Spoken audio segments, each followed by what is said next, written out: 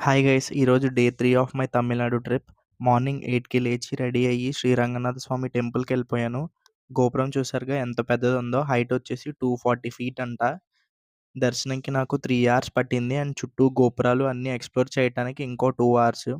Temple rooms కోసం information కావాలంటే ఈ ఫోటోని రిఫర్ చేసుకోండి. మీకు యూజ్ అవ్వచ్చు. శ్రీరంగం టెంపుల్ మొత్తం కవర్ చేసేసిన తర్వాత టెంపుల్ పక్కనే ఉన్న బస్ స్టాండ్ నుంచి జంబుకేశ్వరంకి బస్ ఎక్కేసాను. డిస్టెన్స్ వచ్చేసి 4 కిలోమీటర్స్ అండ్ టికెట్ కాస్ట్ ఏమో రూ. 10 ఓన్లీ. ఈ జంబుకేశ్వరం లింగం అనేది పంచభూత లింగాల్లో జలలింగం అనమాట.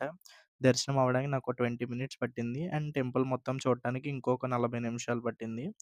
జంబుకేశ్వరం మొత్తం కవర్ చేసేసిన తర్వాత మళ్ళీ శ్రీరంగం వెళ్ళి హోటల్ చెక్‌ఔట్ చేసేసాననమాట.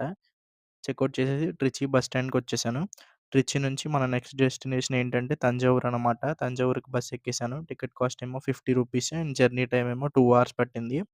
తంజావూరు రీచ్ అయ్యే టైంకి నాకు అరౌండ్ 10 అయిపోయింది. పక్కనే ఉన్న హోటల్‌లో రూ. 800కి రూమ్ తీసేసుకొని పడుకొని పోయాననమాట. డే 4లో కలుద్దాం మరి. సరే బాయ్.